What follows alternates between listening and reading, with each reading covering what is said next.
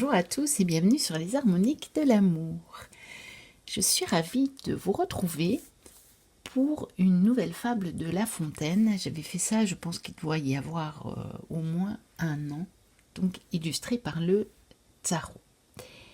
Je vous avais fait La Cigale et la Fourmi, et pendant mes vacances, je me suis dit, tiens, il me semble que le corbeau et le renard se prêteraient assez bien à l'exercice.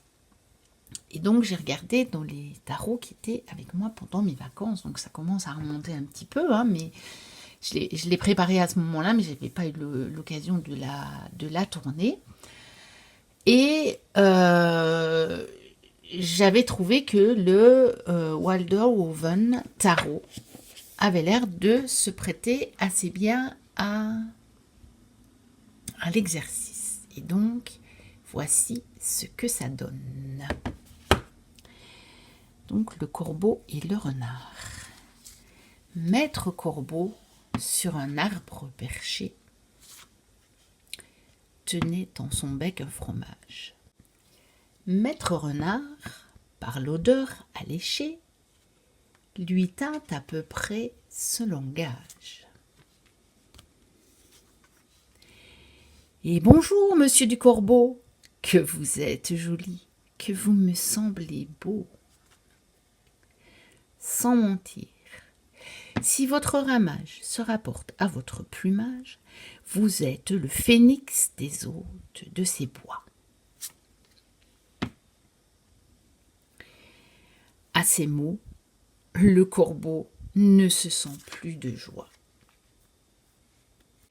Et pour montrer sa belle voix, il ouvre un large bec et laisse tomber sa proie.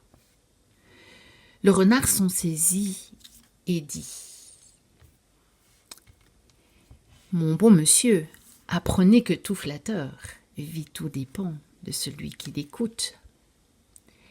Cette leçon vaut bien un fromage, sans doute. »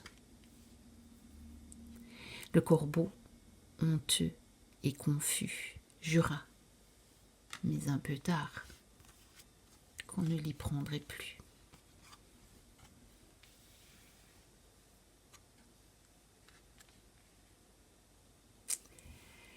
Donc voilà ce que ça donne. Alors évidemment, je me suis dit, le corbeau et le renard, c'est quand même dommage. J'ai un tarot du corbeau et j'ai un tarot renard. Mais je ne les avais pas avec moi pendant les vacances.